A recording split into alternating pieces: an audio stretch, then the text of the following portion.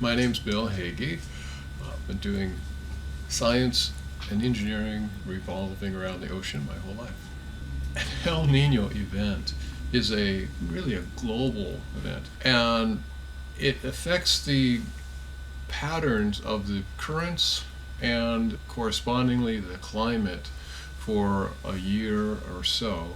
Locally, what it will do, it will affect the temperature of the water, generally making the water warmer, and then causing the water to get nutrient poor. It's basically starved because it doesn't have the nutrition it needs. So watching El Nino underwater came to mind because since 2010, we started looking for abalone, white abalone, an endangered species. And sure enough, we found the first ones that had been found in like 15 years off of La Jolla. And then pretty soon we were able to find more between La Jolla and Point Loma. We found about 12 animals or so. But then what happened is in 2015-16, an El Nino event struck, and it decimated the kelp beds, particularly in the deeper water where these animals lived. With our GPS locations and so forth, we were able to literally go back to where those animals were, and instead of being a lush kelp forest like it had been in 2012 when we discovered them, it was a desert. There was no kelp forest, there was nothing, and our GPS was so accurate that we actually literally found the shell. So the Watching El Nino Underwater has these cameras in 4 different locations. We don't know exactly what's triggering these events. So it's a bit of a mystery. What could cause all of the animals to die in one spot and them to be okay in another spot that's literally a couple hundred meters away? So the idea of watching El Nino underwater is to try to learn what's going on. So these 4 cameras are out there. We'll swap them out. 1 month we put in 2 cameras, the next month we put in 2 more cameras, and then the 3rd month we will take 2 cameras back and put 2 new cameras out. And as a result, we'll have a continuous monitoring of all of these sensors and visuals for the length of time of an El Nino, which is about a year. And so hopefully the kelp survives and is fine, but possibly the kelp will be damaged and we will be able to see it. And one of the things that has been most gratifying in my career has been making time-lapse cameras. And this is a time-lapse camera. It's made with a simple key fob camcorder, which is incredible.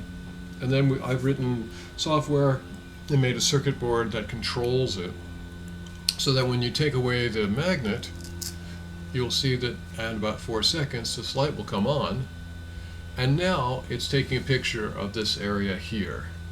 Before they're deployed, we have to charge the batteries, we put in a new memory card, make sure it's clean, make sure the lens is clean, download the data if it has just been deployed, same with the data from the sensor. And then what we'll do is we go out in a small boat, and these cameras, these are 4 scuba diving lead weights. So this is 16 pounds of lead. So 16 pounds is a lot of weight actually. So it sits down on the bottom pretty solid, and it'll be down there for 2 months so that we can see changes over time. And we'll be careful when we swap out the cameras. We'll pick it up, move it to the side, and take the second one and put it right there, everything aimed the same, so it'll be like one continuous vision of what's going on. Once we swap the cameras, underwater, we'll do a transect take. We'll take a heading, go 50 meters, we'll just say due west. During that swim, we'll run video. We'll have that done every time. So every 2 months, you'll get a bigger picture than what's just in front of the camera. Then we'll pick up the camera that was just down there, bring it up to the surface, and then we'll take this back to the shop, dry it out, take the data card out. Hopefully we have pictures. We can download this data logger up to the computer, and then we'll have our temperature and our oxygen.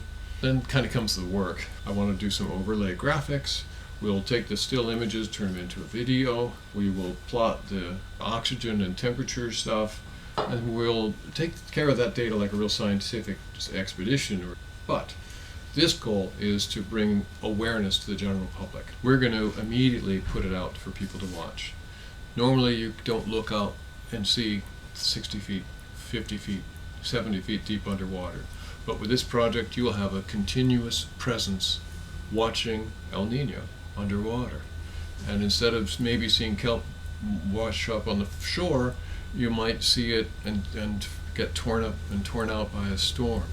Or you might see it grow and flourish. Since we're updating every couple of months, what we can do is bring it out to the public, YouTube, whatever kind of social media, to bring the attention to this situation going on. It'll be an ongoing event.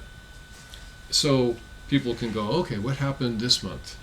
And so it'll be around the 15th of each month, we'll have an update. We'll collect the data from this, including video. With some help, we can do some overlay graphics, like the phase of the moon, maybe the tides, maybe the temperature, maybe the oxygen levels. And we will put together movies. Hopefully people become interested and sort of attached to what's going on out there, and they'll want to know. Since it's a personal, privately funded, we don't have the big institutions we have to work through. We could just say, yes, you're a competent diver, help out, or you want to help do the editing, or help with the outreach, or the website development, whatever it is. To me, what's really important about this is, again, bringing people to watch it. I don't want to preach that this way or that way about the ocean. I want people just to see it. I want, here's the raw data. I'm a private citizen. I don't want it to be, yes, I'm Dr. So-and-so, let me tell you. It's, I'm a private citizen, let me show you what I'm seeing and share with you some thoughts. You know, what's cool about this project is it's taking on a life of its own. There are people who want to help do the work with the cameras. There's going to be, I think, a momentum that will happen. So maybe we could keep doing this for a year or 2 years or 3 years.